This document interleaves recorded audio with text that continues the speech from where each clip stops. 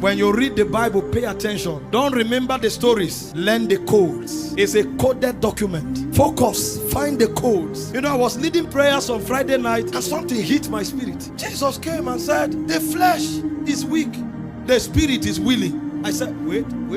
Lord, you too had a challenge of flesh. How come you were sinless? I thought only we had issues with flesh. What do you mean? The spirit is willing, the flesh. So nobody can give an excuse that flesh was what made me fall. And then he gave us a code. He said, pray that you fall not into temptation. I say, hold it. Are you trying to say every temptation I fell into because I chose to? So prayer is not just to talk to God. Prayer is to put flesh in check. Prayer is to make you rise above temptation. So the Christian walk is possible to be perfect. Anybody and everybody can live above temptation.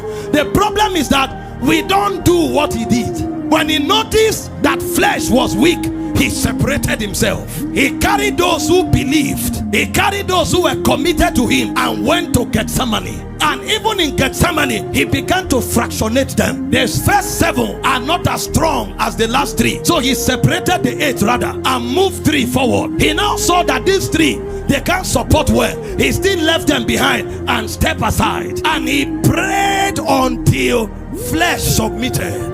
When he stood up, he walked up to those who came to arrest him. There was no fear. There was no contemplation. He spoke with audacity. Whom seek ye? They said, Jesus of Nazareth. He walked to them and said, I am he. They went back and fell.